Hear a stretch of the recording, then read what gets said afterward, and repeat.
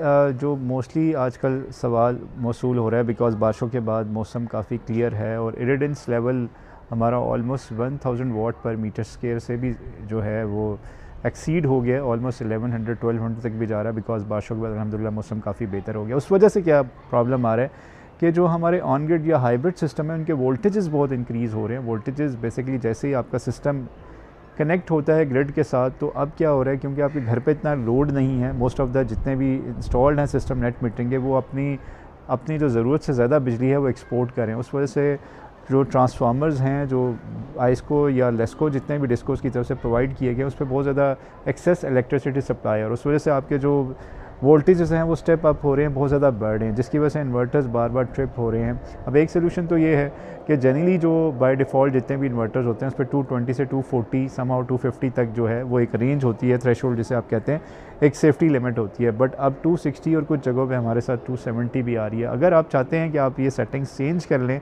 तो हर एक इन्वर्टर के साथ सेटिंग्स आती है। अगर आपने किसी प्रॉपर कंपनी से सिस्टम्स किया तो इंस्टॉलर कोड्स होते हैं उनके पास, तो वो टेम्परेरी ये सेटिंग्स कर सकते हैं कि ड्यूरिंग स्पेशली ये 10-15 दिन 20 दिन जब तक आपके ग्रिड पे इतना लोड नहीं है तो आप ये सेटिंग्स कर सकते हैं। उसके बाद फ़ायदा ये होगा कि आपका सिस्टम एक्सपोर्ट कर रहा होगा। दो ऑफ कोर्स ये रिकमेंडेड जो है 250 या मैक्सिमम 260 तक लेके जा सकते हैं, कोशिश करें इससे ज़्यादा एक्सीड ना करें, लेकिन एटलीस्ट आपका ये होगा कि सिस्टम ट्रिप नहीं होगा और आपकी जो मैक्सिमम जो एक्सपोर्ट है वो इलेक्ट्रिसिटी जो है वो जो सरप्लस जनरेशन है वो आपके ग्रिड में एक्सपोर्ट हो रही है। अगर आपका कोई भी क्वेश्चन है रिगार्डिंग टेक्निकल तो आप कमेंट सेक्शन में पूछ सकते हैं। स्टे ट्यून्ड, जज़ाकल्लाह।